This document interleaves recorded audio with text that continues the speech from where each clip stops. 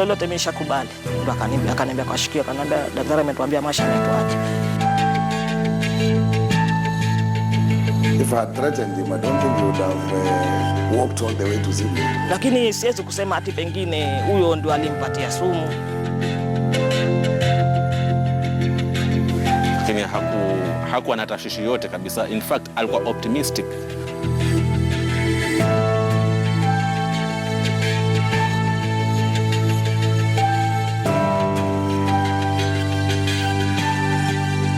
The first week of September 2016, a journalist in the Standard newspapers collapses and later dies at a local hospital in Kilifi. At the time, there is word that Joseph Masha had been poisoned. But who was he? Case files, Masha is dead, starts now.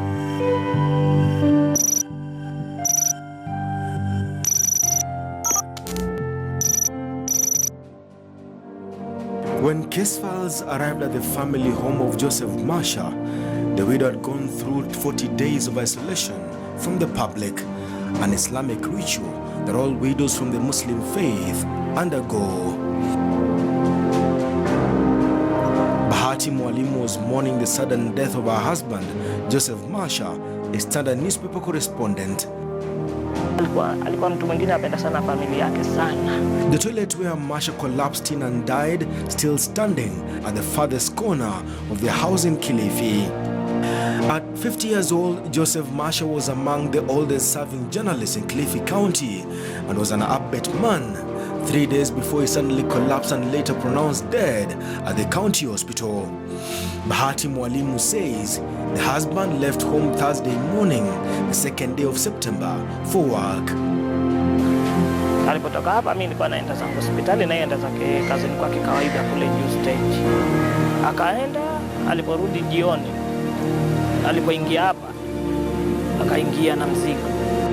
Joseph Masha returned home from Mombasa bearing a gift for the wife and children. Alipoingia na mzigo akaingia hapo ndani, nilipokuwa nampokea akaniita. Mwambia njoo chukue bata hii. Mimi nikachukua ile mzigo nikaweka pale sitting room. Yeye akaingia ndani kuchange nguo, alipotoka akaanza kuniambia kwa nafikiria ni bata. Hii ni ngoma hii. Bahati says the husband was an upbeat man, but he looked worked up over something. Hata dakika nape natoka Mombasa, lakini sikutaka kukwambia hiyo safari. Lakini kuna hii gazeti, akaingia ndani. Kuona hii gazeti, akanionyesha hapo ndani ya hiyo gazeti. Kulikuwa na nini wawili, Ngaro na Amazon. Lakini akanigusia yule Ngaro, akaniambia bwana au basi hii story imeleta matata, lakini hakunionyesha, amenionyesha tu hapo kwenye hiyo picha. Sikujua hiyo story iko wapi. Lakini imeleta maneno, amenigombeza huyu, alafu baadaye akanipigia simu niende zangu Mombasa Golf Hotel. Moments later, the widow says the husband complained about his stomach. Ndio wake akaja na pera.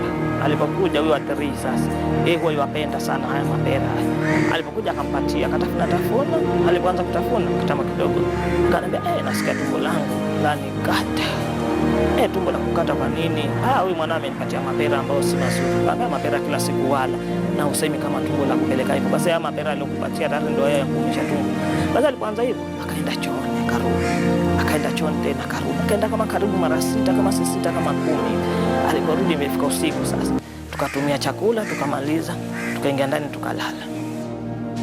By the time the rest of the family was retiring for bed, the Standard journalist had crawled into bed.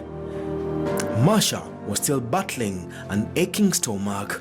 Amefika huko ndani, amevaa nguo zake, amevaa fulana, amevaa lile jacket la baridi, alafu amechukua na sheet, amejifunika, amejinyosha kabisa.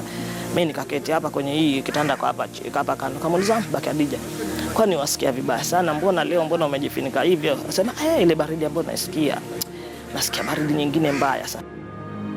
Joseph Masha had been taken ill, but his family was yet to establish the exact cause of his pain. The following morning, Masha was still a man under the weather. Asubuhi alipoamka, akasema hii tumbo yangu nasikia shida, lakini leo mheshimiwa yuaja kule stage. Sitaweza kosa hiyo kazi, lakini nitapiga simu Mombasa kusudi mimi sitaweza kufuatana na huo msafara. Mimi nitakavahia hapa Kilifi, kama wanaenda watu Mombasa pengine wanikavia huko, maana vile nasikia hili tumbo sisikii vizuri. Elias, a journalist with the Star newspaper, says he met Joseph Masha when they were out on assignment and the father of 5 was still complaining about his stomach pangs. Hiyo siku nakumbuka alinipigia simu asubuhi kama saa 1 hivi. Akaniambia pale hospitali nasikia kuna kazi na governor ameomba wanahabari wote wawe pale. Kaambia sawa, wacha tuenda kuangalia. Kufika pale kuna wasichana wawili wanafanywa operation kupunguza matiti. Walikuwa na ugonjwa unaitwa gigantomastia. Sasa hapo tulikuwa naye na alikuwa jovial, hakuwa na tatizo lolote kabisa. Tukafanya hiyo kazi mpaka kitu kama saa 4 hivi. Tukakaa mpaka around saa 8 tukakwenda Kilifi stage tukisubiri President Uhuru. Alikuwa ametoka Malindi na kuja Kilifi.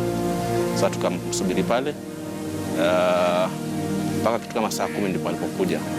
Tukakava hiyo story mpaka alivyoondoka, yeye akaenda kufile story na sisi na mimi nikaenda kwa ofisi yangu tena. Tukapigwa simu na Makena ambaye ndio mwenye Gigantomastia Foundation. Akawa amesema turudi pale around saa 2 wakimalizia hizo operations. At least tuongee na wale madaktari ndio tujue vile hiyo operation inafanywa. Lakini akasema hataweza kurudi kwa hiyo operation kwa sababu tumbo lake linamuuma. Unable to work and with the stomach pangs increasing by the minute, Joseph Masha left for home and not the local hospital, where coincidentally, the Kilifi-based journalist was covering a presidential function. Naenda kule kuchukua kikombe je nimwekee mtoto chai. Vile nimefika pale nasema mimi naenda kujisaidia, naenda kule kujisaidia huyo Masha. Vile nimefika pale nimepanda pale sasa nasikia kunyuma kitu kimeanguka. Nafanya hivi, ni yeye sasa ameanguka. Ameingia tayari, lakini sasa ameanguka hichi sehemu yote iko kule ndani, hichi kichwa tu sasa kiko. Sasa hiyo akazana yajisaidia kusudi ameangukia hivi na ubavu. Sasa hiyo akazana kusudi aangalie huku kama na sijui kama alikuwa anataka kuangalia kama kuna mtu au kama alikuwa anataka kuitana. Sasa nafika pale kabla sijaingia vile nasikia vile nafanya hivi. Sasa nini mimi sikuingia tena ndani. Nikashuka mbio nafika pale. Sasa si mwezi ni mzito. Nikamshika mkono mmoja vile namrudisha hivi. Sasa ndio yafanya nikarudi mbio nikamrudisha msichana wake sasa. Hadija, haraka baba kama ameanguka na ile hali ambayo ameanguka hata sijui ni hali gani. Tukatoka sasa. Wefika pale sasa ndio ameanguka sasa ndio hawezi basi. Tukamshika na huyo mamangu naye akaja, kuna huyo jirani hapa alikuwa acha mama Mdi pale, akaja, kuna yule jirani pale na mvulana wake wakaja. Sasa ndio hawezi kabisa ashakatika katika. Akachukuliwa na huyo mamangu naye sasa pale akachukuliwa na huyo jirani akaketi kwenye kiti. Tukamweka hivi sasa tutafuta ule uchukuzi sasa. Tutafuta tukutuku. What had started off as a simple stomach ache turned into death. Joseph Masha was pronounced dead. There was speculation among media colleagues that Joseph Masha might have been a victim of his own work. That a story he had penned about the gubernatorial race in Kilifi County could have cost him his life. Joseph Masha left for Mombasa Golf Club after he received a call from Kilifi North Member of Parliament at the time, Gideon Mongaro. Before leaving, Masha passed by his relative and informed him about the story that had generated trouble for him from the Kilifi North Member of Parliament. Safari ya kwenda Mombasa aliniambia hiyo Friday tulipokutana pale hospitali. Aliniambia mimi jana nilikuwa na mng'aro. Na alikuwa ameniita kwa sababu ile story ambayo nilikuwa nimeandika. Hiyo story ilitumika Wednesday. Lakini kabla kuondoka kuenda nikaenda zangu mimi mpaka kwa Robert. So, nikaenda zangu mpaka kwa Robert. Na nilipoenda zangu mpaka kule kwa Robert nikamwambia kwa mimi nimeitwa na mng'aro kule Mombasa, lakini kitu chochote kitakachotokea basi mjue mimi nilikuwa nimeenda huko. Akaenda kwa shemeji yake mwingine aitwa Munga pia. Akaenda akamwambia hivyo hivyo. What was Joseph Masha afraid of, or was the father of 5 being a cautious person?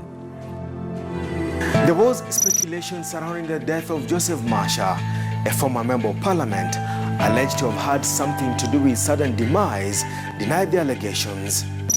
Case Files takes a short break.